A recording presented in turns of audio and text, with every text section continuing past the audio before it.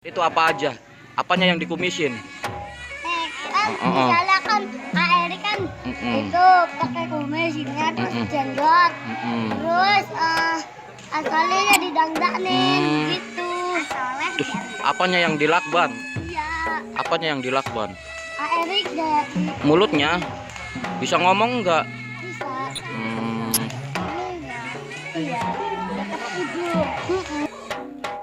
Halo, salam jumpa. Selamat bertemu kembali di Black Knight Channel. Sahabat Black Knight, pada kesempatan kali ini izinkan kami untuk membahas tentang debus. Hal ini berkaitan erat dengan penampilan dari debus di MTS Nurul Hikmah Gantar Indramayu, dan video tersebut menjadi background untuk pembahasan debus pada kesempatan kali ini. Sahabat Black Knight, debus merupakan salah satu kesenian tradisional yang terdapat di Provinsi Banten. Pada awalnya, debus berfungsi sebagai sarana untuk menyebarkan agama Islam.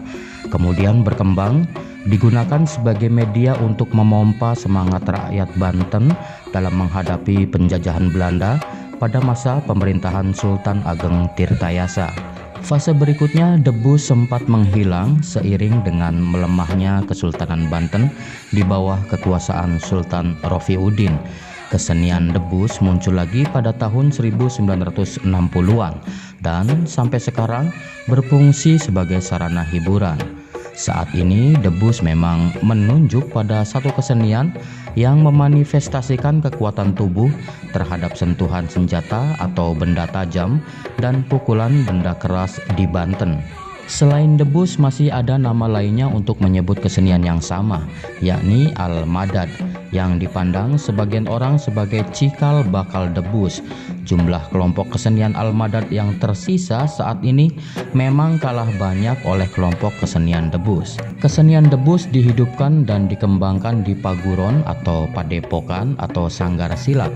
Akan tetapi, tidak setiap paguron atau setiap padepokan ataupun setiap sanggar menggarap kesenian debus.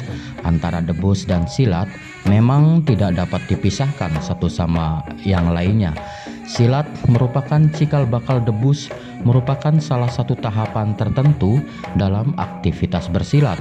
Setiap pemain debus sudah pasti pesilat, namun tidak setiap pesilat adalah pemain debus. Setiap sanggar atau padepokan atau paguron biasanya menginduk pada satu aliran tertentu. Setidaknya ada 3 aliran silat yang cukup besar di wilayah Banten, yakni aliran silat Cimande, Bandrong, dan Terumbu. Aliran silat tersebut mewarnai karakteristik kesenian debus yang dimiliki oleh sanggar atau padepokan atau paguron debus. Komunitas pemain debus biasanya dapat mengenali karakteristik debus Cimande, debus Bandrong, ataupun debus Terumbu. Setiap sanggar debus dipimpin oleh seorang guru besar atau syekh. Dia membawahi sekitar 20 pemain debus, termasuk pemain atraksi dan penabuh nayaga. Untuk penampilan kesenian debus diperlukan perlengkapan yang meliputi busana pemain, peralatan kesenian, dan peralatan atraksi debus. Busana pemain debus terdiri atas lomar atau ikat kepala, baju kampret, dan celana pangsi. Peralatan kesenian yang digunakan untuk mengiringi pertunjukan debus ada 3 jenis. Pertama, peralatan kesenian dengan kendang pencak silat untuk mengiringi debus Cimande yang terdiri atas tarompet, kancogong, kendang kemprang, kendang gedur, dan kulanter. Kedua, peralatan kesenian patingtung untuk mengiringi debus Terumbu dan debus Bandrong yang terdiri atas 1 kendang besar, 2 kendang kecil, gong panggang dibuat dari drum berisi air, dan di bagian atasnya diletakkan besi panjang yang ada cembungnya. Kenuk, angkep, kecrek, dan tarompet ada juga yang merupakan gabungan kendang pencak dan rebana. Adapun peralatan atraksi debus yang akan digunakan tentu saja disesuaikan dengan jenis atraksi debus yang akan ditampilkan. Tak kurang dari 40 jenis atraksi debus yang ada di Banten. Di antaranya berjalan di atas bara api yang menyala, memukul bata di kepala dengan kayu, menjilat pisau yang dibakar, menorehkan pecahan botol ke badan, menusuk pipi dengan jarum, menginjak pecahan kaca, menyiram badan dengan air keras, menusuk perut dengan paku banten atau almadat, mengupas kulit kelapa dengan gigi, menyayat badan dengan golok yang tajam, dan menusuk lidah dengan kawat atau sujen ataupun jara. Pertunjukan kesenian debus idealnya dilaksanakan di lapangan terbuka agar pemain leluasa dan melakukan atraksinya.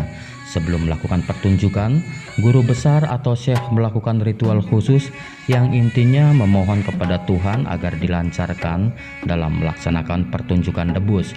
Pada hari pelaksanaan pentas kesenian debus, jalannya pertunjukan dibagi menjadi beberapa tahapan. Tahapan tersebut secara berurutan, yaitu yang pertama, menyiapkan peralatan dan mengecek arena pertunjukan. Guru besar memanjatkan doa untuk kelancaran pertunjukan tersebut. Kemudian yang ketiga, memainkan tabuhan pengiring untuk mengundang penonton agar mendekati arena pertunjukan. Dan keempat, menampilkan atraksi silat untuk mulai menghangatkan suasana dari sekedar ibing biasa hingga padungdung. Dan yang terakhir, menampilkan atraksi debus dari yang paling ringan hingga puncaknya yang paling berbahaya. Sahabat Black Neck, mungkin itu sekilas tentang bagaimana debus dilakukan dan bagaimana pembicaraan masalah debus. Berikut ini adalah video dari atraksi debus yang ditampilkan saat masa pengenalan lingkungan sekolah di MTS Nurul Hikmah Gantar, Indramayu. See you next time. Bye.